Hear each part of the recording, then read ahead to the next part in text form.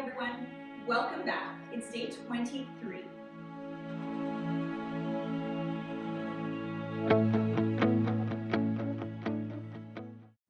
All right, so we're back up to standing on our feet after doing some things down on the mat over the last couple of days.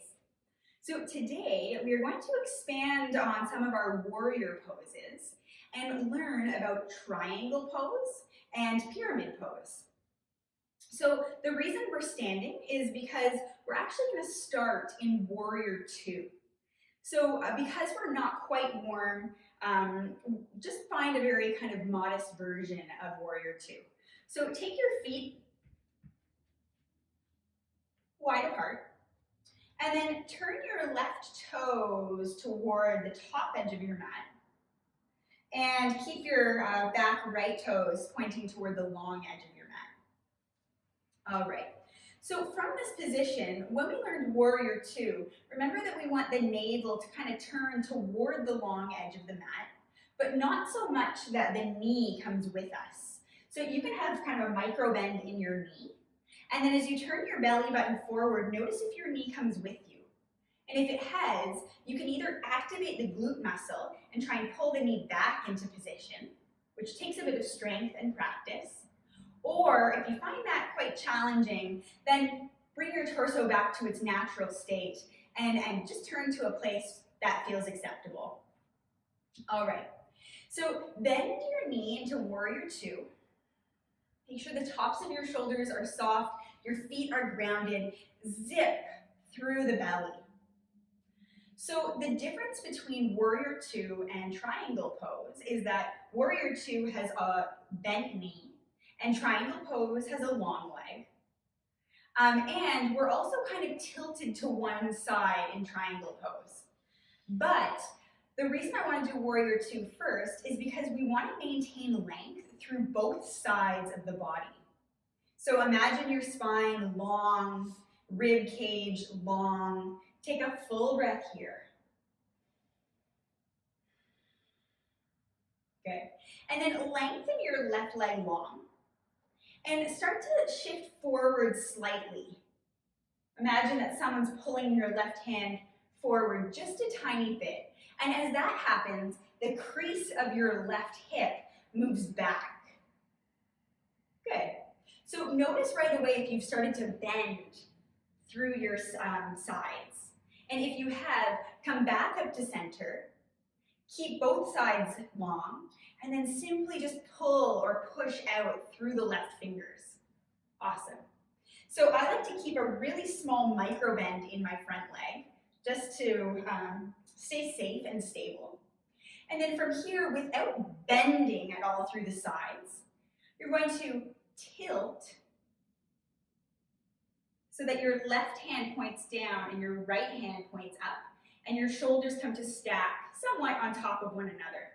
So it doesn't matter how long the front leg is, as long as you feel safe. Good.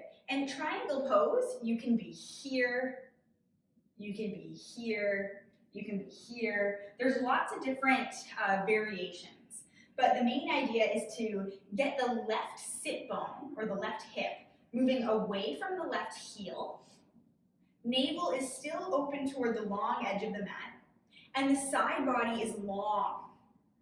Good, take a breath. And then from here, bend your left knee a lot and circle your hands down to frame your front foot. And you can kind of hop your right foot forward just a little bit to shorten your stance. All right. So from this position with a bent left knee, think of moving your left hip back. Good.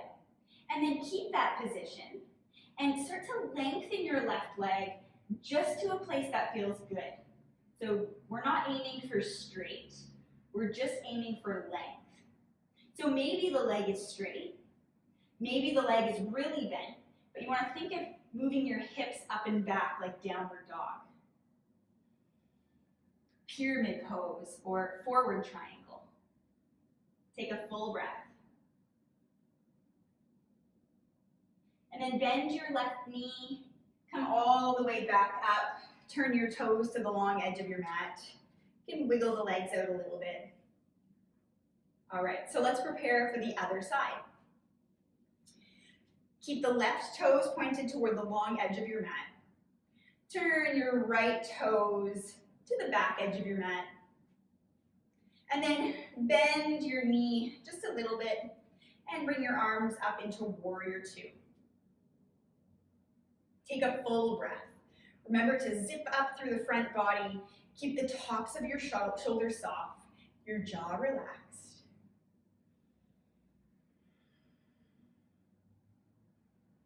Good. So if your knee is still tracking over the toes, you're in good shape. Lengthen your leg. Awesome. Keep your side bodies long. Start to reach out through the right fingers without actually bending through the spine. So you're maintaining length through both sides. Imagine that your hip crease is moving back. Awesome. And then tilt down into your version of triangle. Maybe you'll look up toward your fingers, or if that's too much on your neck, look down toward the ground. And then from wherever you are, bring both hands down to frame your front foot. Bend into your right knee a lot. Pivot to the ball of your back foot. So you might be facing the back of your mat now. All right. So shift your right hip back slightly. So imagine that the thigh bone is kind of being pulled back into the hip socket. And then start to press your hips up and back like downward dog. And remember, we're just going for length through the back of the right leg. Doesn't matter if it's straight. Take a full breath.